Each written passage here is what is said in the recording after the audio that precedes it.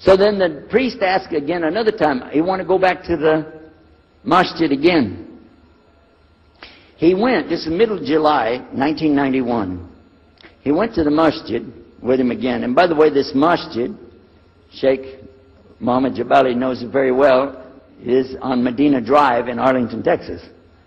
And that's where they were going to, because we were living in Midlothian, just south of Oak Cliff and south of Dallas. So they didn't come back. All night we're waiting. What happened? Very late they came back. And when he came in, I looked. There's Muhammad. I recognized him. Who's the guy with him, though? He's wearing a white jalabiyah, white dress like this. Has a white pillbox cap on his head. And I looked at him and I said, Pete. His name was Father Peter Jacobs, but we're not, Catholic, so I don't have to call him Father. I said, Pete, did you become a Muslim? He said, Ashhadu an la ilaha illallah, Ashhadu Muhammad Rasulullah. I said, oh my God. Now I used to have cameras like these cameras right here, because we had a television show called Estes Music Jamboree. So I got one of our cameras out, opened it up, set it all up on the tripod, and I was going to interview him and ask him, well, you went to Islam, what happened? While I was talking to him, though, he fell asleep. So it was still in my mind, and I was thinking, what am I going to do? This is too amazing. Now here I'm preaching to the people, and I'm trying to change what I'm saying, and here's a priest, just became a Muslim. My father's saying it's a good deal, it sounds all right to him. I don't know what to do. So I decided I'll talk, make mashura. I talked to my wife. We have an apartment upstairs. We were in our apartment up there, and I'm telling her, a priest became a Muslim today. What is that? And can you imagine what they were saying about the Quran and saying about this and so and so? All of a sudden she said, I want to get a divorce. Whoa. It's not the subject, but what happened? She said, no, all this talking about religion and talking about Islam, and so I can see. I said, oh, no. No problem here. No problem. I said, you thought no, I was just observing somebody else. No, I'm not interested. Trust me. I don't want to be with those Muslims. Last thing I want to do is be with a Muslim. No way. Just put your mind at ease. She said, I need a divorce. I said, where are we going with this again? What's the problem with that? What happened? She said, a Muslim can't be married to a Christian. I said, what? No, wait a minute. Hold on. I don't look at me. I'm telling you, I swear I don't want to be a Muslim. Okay? And even if I did, don't you remember what he said? A Muslim man could be married to a Christian woman. It's not a problem. But I'm not saying I want to. I'm just saying it's not a problem. She said, that is the problem. A Muslim woman can't be married to a Christian man. I want to be a Muslim, so I need a divorce.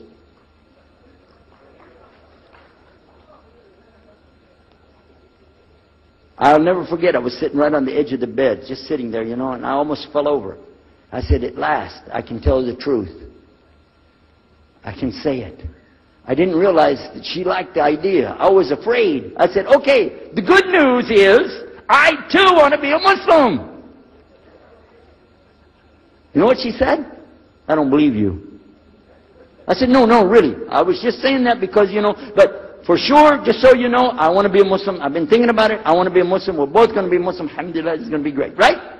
You know what she said? I don't believe you because you're either lying right now or you were lying 5 minutes ago when you said you didn't want to be a Muslim. And either way, I don't want to be married to a liar. So get out.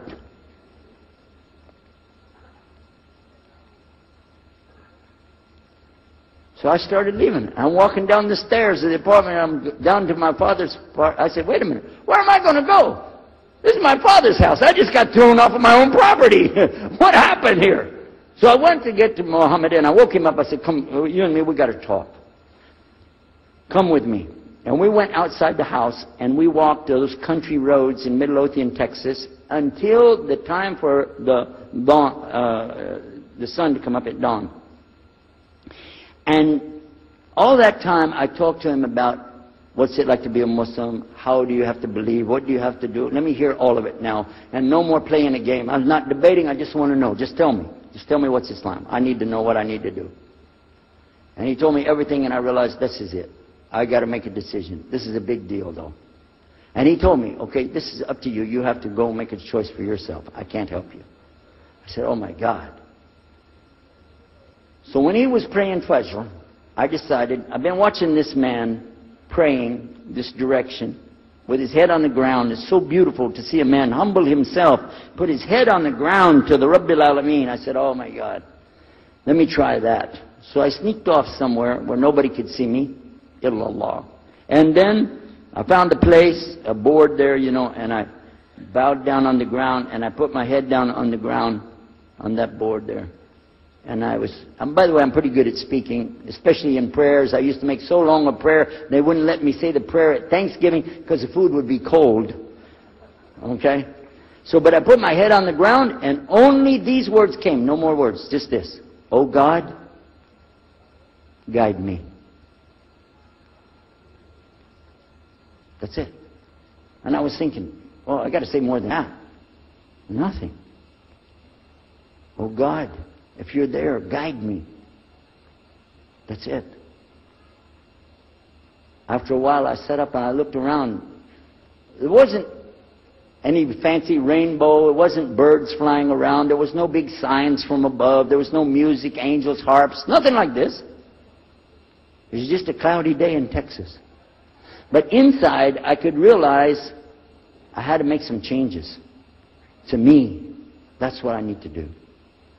There's the problem, it's inside of me.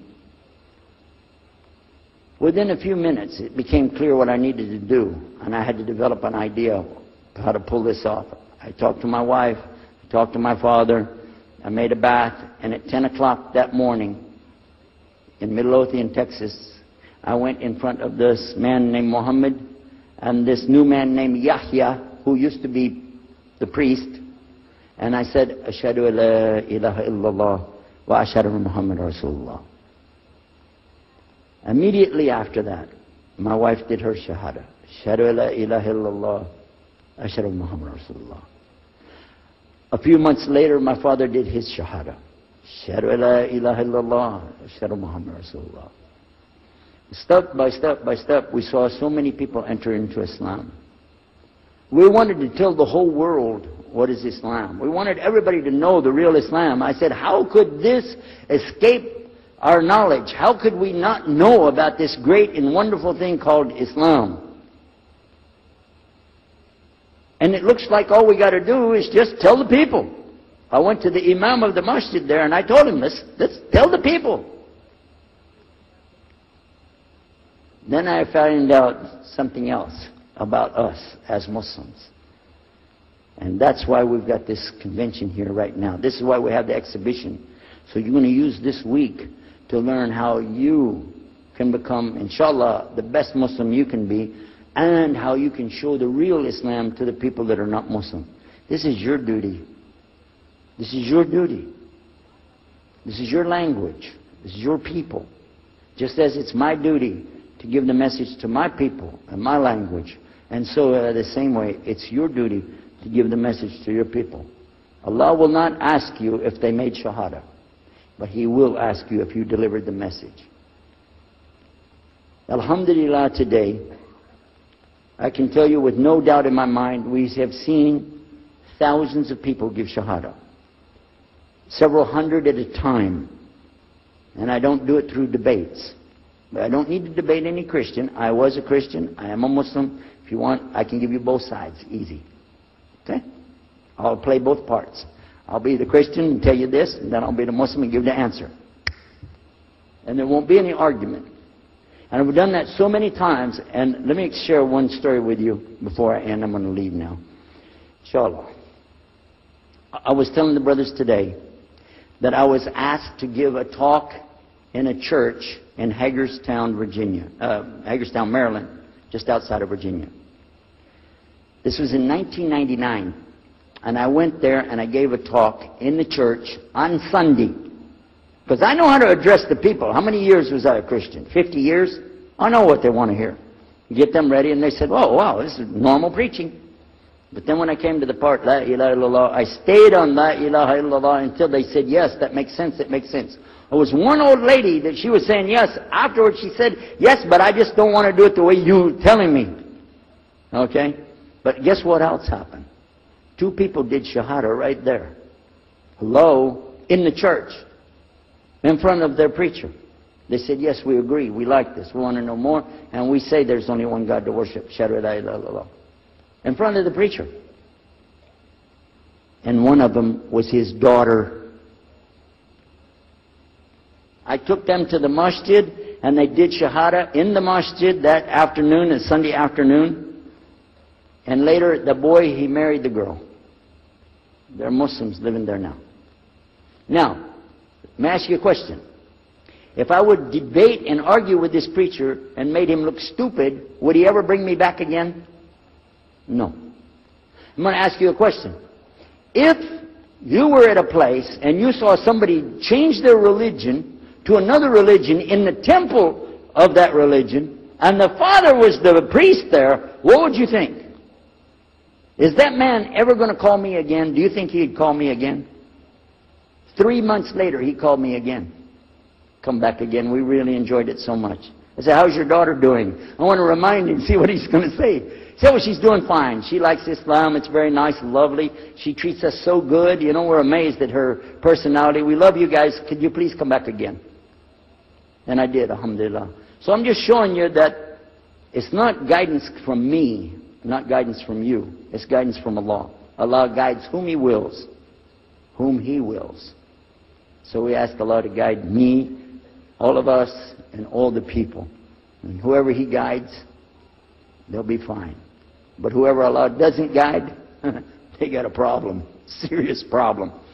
Our job here with this exhibition of peace, vision of Islam, is to do one thing.